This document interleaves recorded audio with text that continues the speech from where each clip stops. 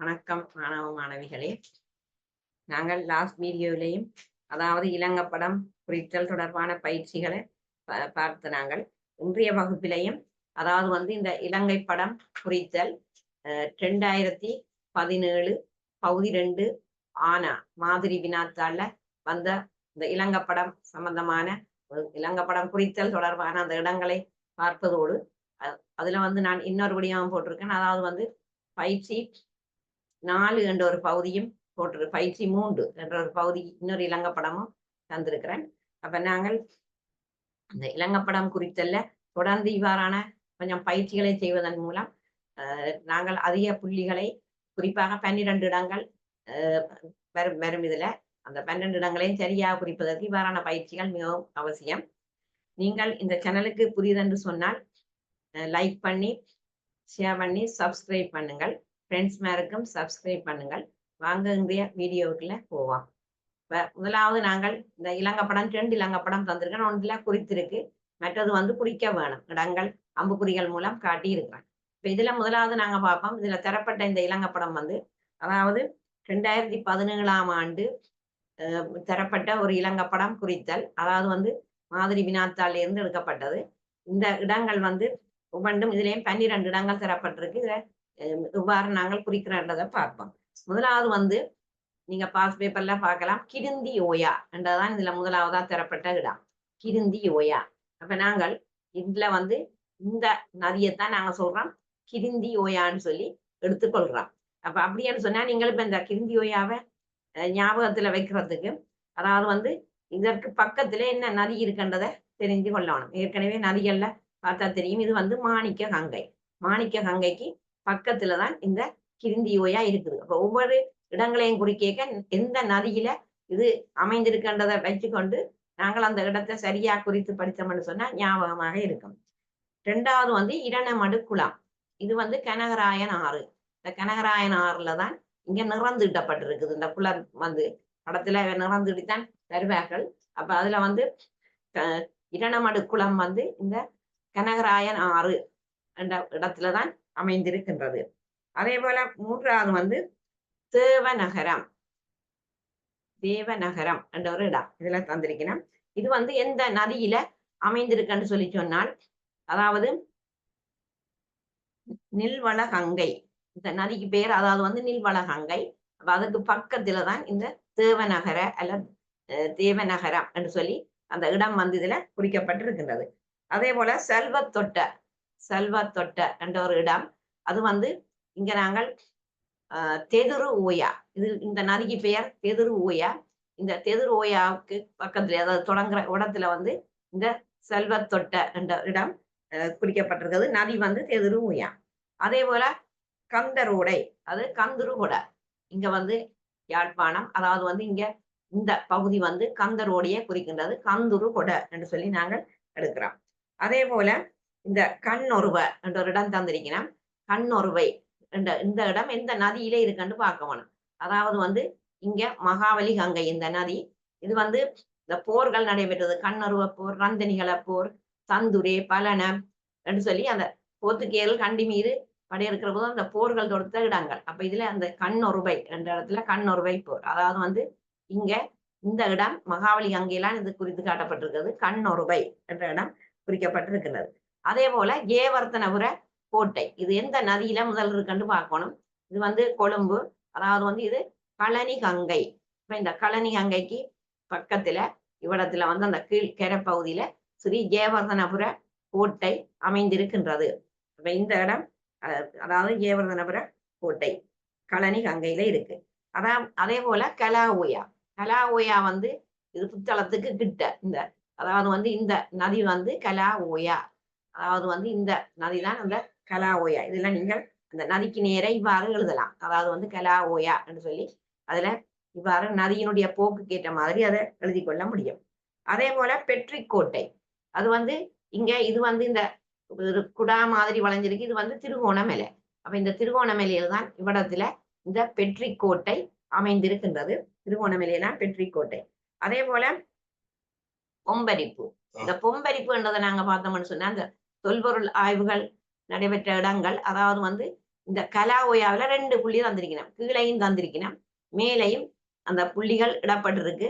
ஆனா இந்த 2லையும் குறித்தாலும் சரி, இந்த புள்ளி அல்லது இந்த புள்ளி, நான் இப்ப இந்த புள்ளியை வந்து இதுல போட்டுக்கேன் பொம்பரிப்பு என்று சொல்லி. அப்ப இது இந்த கலா ஓயாவுக்கு மேலே கீழையும் குற்று தந்திருக்கிறேன். இந்த 2ல குறித்தாலும் அது சரிதான். இதுல பொம்பரிப்பு வந்து இந்த புள்ளியில நான் போட்டிருக்கிறேன். அதே போல காளி துறைமுகம் அது வந்து எந்த நதியிலே அமைந்திருக்குன்னு சொன்னால், அதாவது இன் கங்கைக்கு பக்கத்துல, அதாவது வந்து இன் கங்கை, இது வந்து இன் கங்கை அதுக்கு பக்கத்துல இருக்கிறதான் இந்த காளி துறைமுகம் என்று சொல்றான். அதே போல 12வது இடம் சொரவர வாவி. அப்ப இந்த சொரவர வாவி என்றது வந்து இங்க இது வந்து மகாவலி கங்கை. இந்த நதியை பார்த்த மாட்டேன், இந்த நதி என்றதை வச்சுக்கொண்டு நீங்கள் அந்த இடங்களை சரியா தெரிவு செய்து குறிக்கலாம். இப்ப இது இந்த இடம்தான் இதுல வந்து சொரவர வாவி என்று சொல்லி தரப்பட்டிருக்கின்றது. மற்றது நான் மேலதிகமாக இதுல ஒரு இடம் போட்டுக்கேன் தீகவாவி குடியிருப்பு. அதாவது வந்து இது கல்லோயா நதி, இது வந்து இந்த நதி வந்து கல்லோயா, அதுலதான் இதுல ஒரு சமுத்திரம் இருக்கு, சேனநாயக்கா சமுத்திரம்னு சொல்லி. இதுல இந்த கீழ்ப்பகுதி கல்லோயாண்ட கீழ்ப்பகுதியில ஒரு குடியிருப்பு தீகவாவி குடியிருப்பு, இது அநேகமா பெருட்டைக்கு வர்றது தீகவாவி. இப்ப இது கல்லோயாவுக்கு கீழ் பகுதியில வந்து அமைந்திருக்கும். அதே போல இதுல இன்னும் ஒரு இடம் போட்டிருக்கேன், இந்த வல்லிபுரம். வல்லிபுரமும் வந்து இந்த இந்த இடத்துல வந்து வல்லிபுரம் காணப்படுகிறது. இதுக்கும் பெருட்டைக்கு வர ஒரு பகுதி, அதாவது வல்லிபுரம். அப்ப இவ்வாறு இந்த 2017ஆம் ஆண்டு இந்த இடங்கள் குறிக்க வந்திருக்கின்றது. அநேகமா ஒரு 10 வருஷ பேப்பர்ல நீங்க பாத்தீங்கன்னா அந்த இடங்கள்லாம் திரும்ப திரும்ப வரும் பரீட்சைக்கு. அவ்வளவுலயே நீங்க பயிற்சி பெற்றா இலங்கப்படத்துல 12 புள்ளிகளை இலகுவாக பெற்றுக்கொள்ள முடியும்.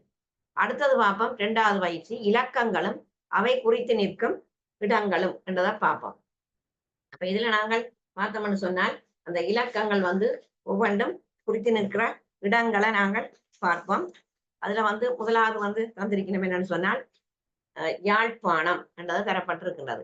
அப்ப இதுதான் அந்த இலங்கப்படம் பயிற்சி 3. இது பயிற்சி 3க்குரிய படம்.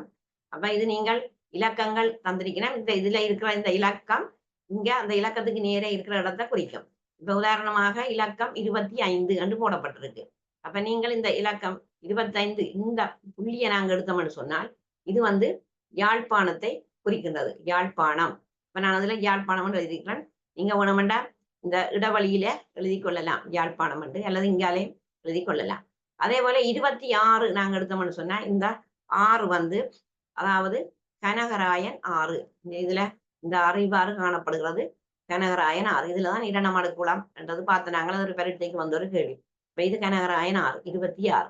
அதே போல 27 மாதோட்டம், இது வந்து மன்னர், இந்த இந்த இடம் மன்னர், அதுக்கு பக்கத்துல இதுல வந்து மாதோட்டம் அமைந்திருக்கு 27.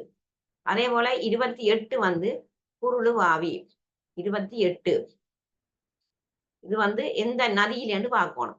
இது வந்து ஜானோயா, இந்த நதிக்கு பேர் ஜானோயா. இப்ப இலங்கை படத்துல நான் நதிகள் போட்டிருக்கிறேன், அந்த படத்தை நீங்க வச்சுக்கொண்டு பார்க்கலாம். ஜானோயாவில இதுல வந்து அதாவது குருளுவாவி அமைந்திருக்கு 28, அதாவது குருளுவாவி. 29 புலனறுவை, அதாவது இந்த மகாவலி கங்கையினுடைய இது இங்கால கிழக்கு பக்கம், மகாவலி கங்கை இதுன்னு சொன்னால் இதனுடைய கிழக்கு பக்கம், இங்கால மேற்கு பக்கத்துல தான் இந்த புலனறுவி அமைந்திருக்கிறது. இந்த புள்ளி புலனறுவியை குறிக்கின்றது. அந்த புலனறுவைக்கு இன்னொரு பெயர் பாசறை நகர், அதே போல புலஸ்திபுர என்றெல்லாம் சொல்லலாம் அதுக்குரிய பெயர்கள். அதே போல 30வது மினிப்பே அணை. இதுல வந்து மகாவலி கங்கையில பாத்தீங்கன்னா இதுல கருப்பு கோடு ஒன்று போடப்பட்டிருக்கு, அணைக்கட்டு மாதிரி. இந்த இந்த கருத்த கோடு, இப்ப இதுதான் இந்த மினிப்பே அணை. அப்ப இதுக்கு வந்து இந்த மகாவலி கங்கை நதிக்குள்ளதான் அமைந்திருக்கிறது மினிப்பே அணைக்கட்டு. அதே போல 31 நைனா தீவு. இதுல பார்த்தோம்னு சொன்னால் இதுல வந்து நிறைய தீவுகள் இருக்கு. இப்ப யாழ் குடாநாட்டை சுத்தி அதாவது நைனா தீவு, எழுவதீவு, புங்குடு தீவு, அனல தீவு ரெண்டெல்லாம் இருக்கிறது, நெடுந்தீவு. அப்ப இதுல இருக்கிற இது தூரே இருக்கிற தீவு இது நெடுந்தீவு. இதுக்கு பக்கத்துல ஒரு சின்ன நாய் இருக்கு ஒரு தீவு, இதுதான் வந்து நைனா தீவு. அதாவது இலக்கம் 31 நைனா தீவை குறிக்கின்றது.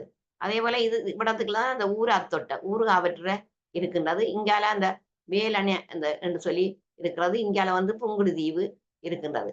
அப்ப இது இப்ப நாங்க எங்களுக்கு கேட்டது நைனா தீவு, இதுல ஒரு சின்ன தீவு, இது நெடுந்தீவு. இந்த நெடுந்தீவில இருந்து இங்கால இதுக்கு நேர ஒரு சின்ன தீவாக நைனா தீவு இருக்கிறது. அடுத்தது 32 மகாவலி கங்கை. 32 நாங்க எடுத்தோம்னு சொன்னா இது வந்து மகாவலி கங்கை, அது வந்து இந்த 32 இலக்கம் இந்த மகாவலி கங்கையை குறிக்கின்றது. அதே போல 33 கோட்டை. இப்ப இது எந்த நதி என்றதை பார்த்தோம்னு சொன்னா இது வந்து களனி கங்கை, இது கழுகாங்கை. அப்ப இங்க வந்து இது கொழும்பு. கொழும்பு இதுல வந்து கோட்டை என்றது அமைந்திருக்கின்றது கொழும்பு. இது களனிகங்கை நதி. அப்ப அந்த நதியை கிட்டத்தான் இது அமைந்திருக்கின்றது. அதே போல 34 அனுராதபுரம். 34 இங்க நாங்கள் எடுப்போம். இந்த அனுராதபுரம் இங்க இருக்கு. அதாவது இலங்கையில புராதன தலைநகர் என்று சொல்லப்படுவது. அதாவது வந்து அனுராதபுரம். அனுராதபுரத்தை தலைநகராக்கியவன் பண்டுகாவிய மன்னன் என்று சொல்லி சொல்லப்படுகிறது. அப்ப இந்த அனுராதபுரம் எந்த நதியில இருக்குன்னு பார்த்தால் இது மெல்வத்து ஓயா. மெல்வத்து ஓயாவை கதம்ப நதி என்று சொல்றான். அப்ப இந்த மெல்வத்து ஓயா நதியில தான் இதுல அனுராதபுரம். அப்ப இது இலங்கையில புராதன தலைநகரம் என்று சொல்லியும் சொல்லப்படுகின்றது. அப்ப அதை விட அனுராதபுரம் அதுக்கு அடுத்த தலைநகர் வந்து புலனறுவை. பிறகு அந்த தென்மேற்கு நோக்கி ராசதானிகள் நகரைக்குள்ள வந்து இங்கால தென்மேற்கு நோக்கி நகரைக்குள்ள தம்பதனிய, யாப்பகுவ, குருநாகல், கம்பளை, கோட்டை என்று. அப்ப அதெல்லாம் குறிக்க வரும். அது நாங்கள் அடுத்து வரும் பயிற்சியில அந்த தென்மேற்கு நோக்கி இடம்பெயர்ந்த ராசதானிகள் எல்லாம் பார்ப்போம். இப்ப இது வந்து இலங்கையில முதலாவது தலைநகரம் அனுராதபுரம் மெல்வத்தூயாவிலே அமைந்திருக்கின்றது. அதே போல 35வது தந்துரே. அதாவது வந்து போர்த்துகேயர் கண்டி மீது படையெடுக்கிற போது அங்கேயும் அந்த போர்கள் நடைபெற்ற இடங்கள் தந்துரே, பலன, கண்ணொருவ சொல்லி அப்படி ஒவ்வொரு இடங்கள்லயும் அந்த போர்கள். அப்ப இது வந்து எங்க இருக்குன்னு சொன்னா இதை நாங்க அடையாளம் காண்றதுக்கு இது வந்து இந்த மகாவலி கங்கை உற்பத்தியாகிற இந்த இடங்கள்ல இருந்து இந்த அத கரையில வந்து இடத்துலதான் இந்த தந்துரே அமைந்திருக்கும். மகாவலி கங்கை கிட்டத்தான் இதுகம். இங்க வந்து தந்துரே என்ற இடம் அமைந்திருக்கிறது. அதே போல 36 கசாத் தொட்ட. அது வந்து அதாவது வந்து இந்த மகாவலி கங்கை கிட்ட அதாவது கிழக்கு பக்கமாக இது மகாவலி கங்கை. இது இந்தியால கிழக்கு பக்கம், இந்தியால மேற்கு பக்கம். இப்ப இலங்கை படத்துல நான் சொன்னேன் அந்த திசை பார்க்கிறது. அதுல அந்த நோர்த் வடக்கு, அதாவது வந்து இது வடக்கு. அதே போல இந்த படத்துல வந்து தென்பகுதி தெற்கு, இங்கால கிழக்கு, இங்காலி பக்கம் மேற்கு. அப்ப நாங்கள் இந்த கசாத் தொட்டை என்பது இந்த மகாவலி கங்கையினுடைய கிழக்கு பக்க கரையிலே அமைந்திருக்கிறது. கசாத் தொட்ட என்ற பகுதி அமைந்திருக்கின்றது. அப்ப ஆகவே இங்க நாங்கள் இந்த தரப்பட்ட இலக்கங்களும் அவை குறித்து நிற்கும் இடங்களும் என்ற இந்த விஷயம் ஒவ்வொரு இலக்கமும் சரியான இலக்கம் தான். 25 அது வந்து யாழ்ப்பாணத்தை குறிக்கின்றது. அதே போல 26 கனகராயன் ஆறு, 27 மாதோட்டம் அது இங்க வந்து மன்னாருக்கு கிட்ட. அதே போல 28 குருளுவாவி. அப்ப நீங்கள் இதை பார்த்தீங்கன்னு சொன்னா இதுல இது இன்க அதாவது வந்து இது வந்து யானு ஓயா. இடத்துல நாங்க பார்த்தோம்னு சொன்னால் இந்த இதுல குருளுவாவி அமைந்திருக்கிறது. அதே போல அப்படி ஒவ்வொன்றும் நைனாதீவு தீவுகளும் எல்லா தீவும் குறிக்க தெரியணும். அதுல நைனாதீவு, நெடுந்தீவு, புங்குடுதீவு அப்படியெல்லாம் வரும் பரீட்சைக்கு. அப்ப அதுல அப்ப இவ்வாறு இது வந்து பயிற்சிக்குரிய பயிற்சி 3 சொல்லி இந்த இடங்களை நான் தந்திருக்கேன். இதை நீங்க படிச்சு இதுல நீங்கள் பயிற்சி பெறுங்கள். இந்த சேனலுக்கு யாராவது புதிதாக வந்திருந்தால் அதாவது வந்து லைக் பண்ணி, ஷேர் பண்ணி, சப்ஸ்கிரைப் பண்ணி ஃப்ரெண்ட்ஸ் மேலுக்கும் சப்ஸ்கிரைப் பண்ணுங்க. நன்றி.